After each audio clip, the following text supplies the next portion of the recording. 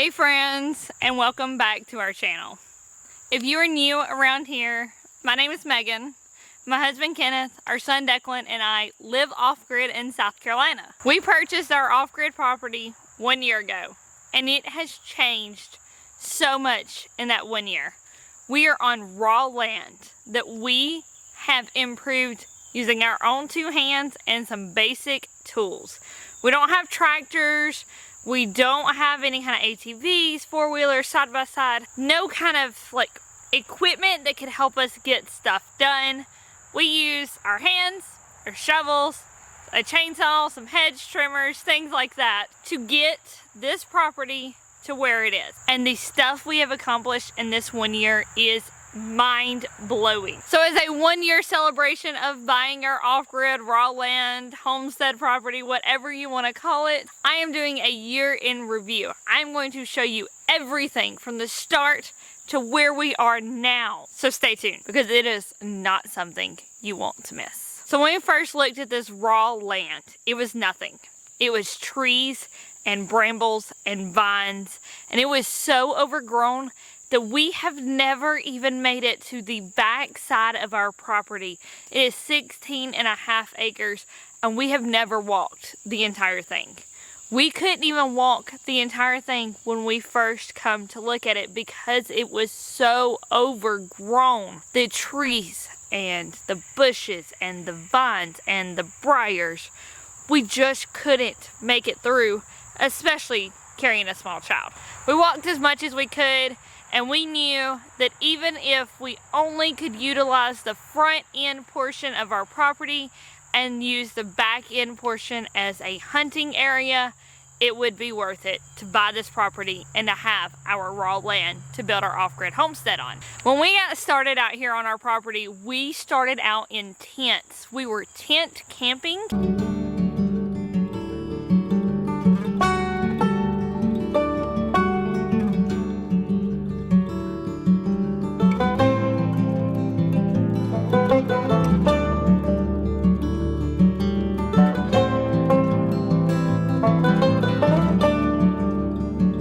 We live in an RV, a travel trailer, and it was 3 hours away over near Charlotte, North Carolina, just on the South Carolina side.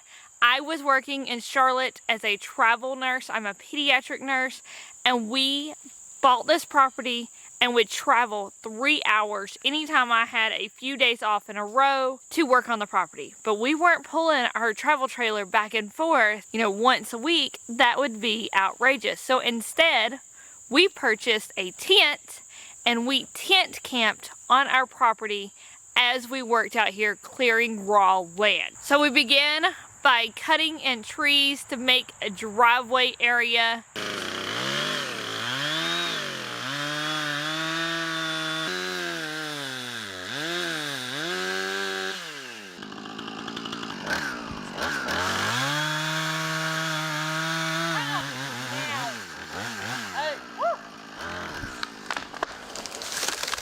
Our goal was to be out here November 1st in our travel trailer, and that meant we had to have a place to put it.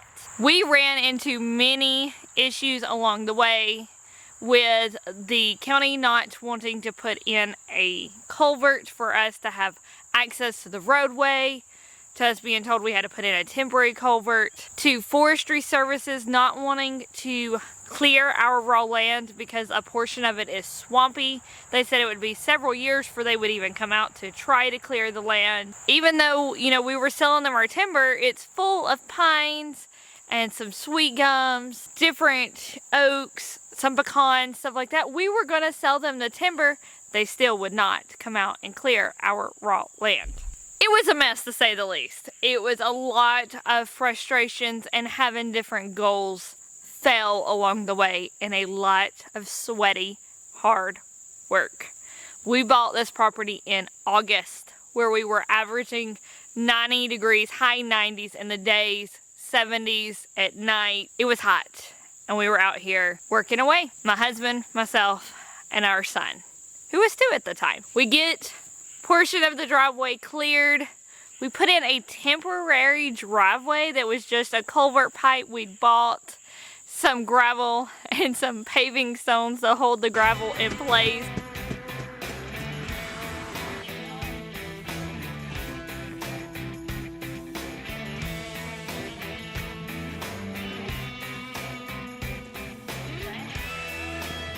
Is a temporary driveway ready for the RV to pull onto?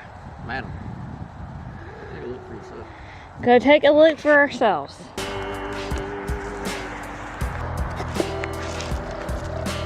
You want to know why it took so much gravel to fill in? Because it's super freaking wide.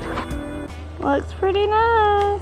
It was just barely wide enough to pull the travel trailer on, but we just needed something to be able to get onto our property, and we're doing it on a budget, so that was the best option we had. We get just a dirt area cleared, just enough to get the travel trailer onto the property, and we moved onto our property November 1st of 2021.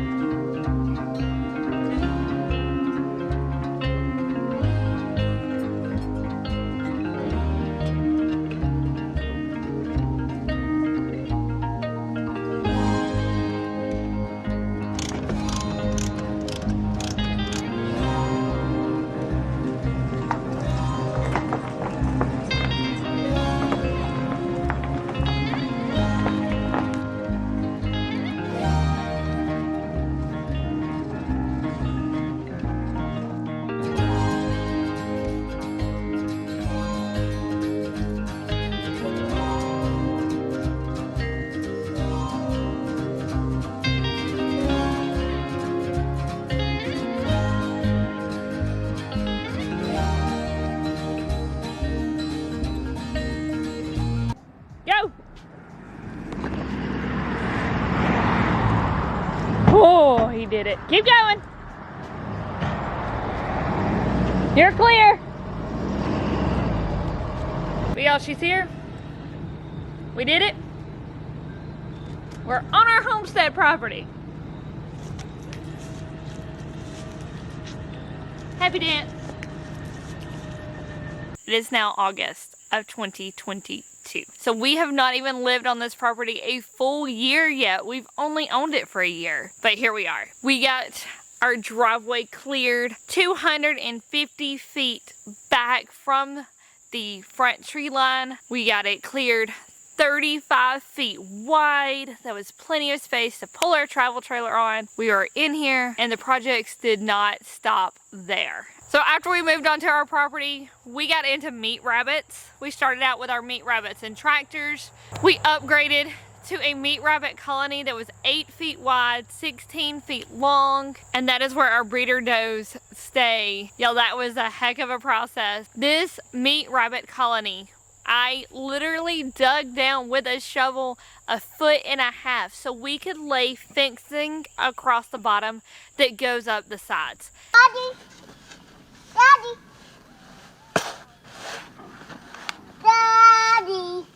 Daddy! Daddy! Choo choo! Choo choo!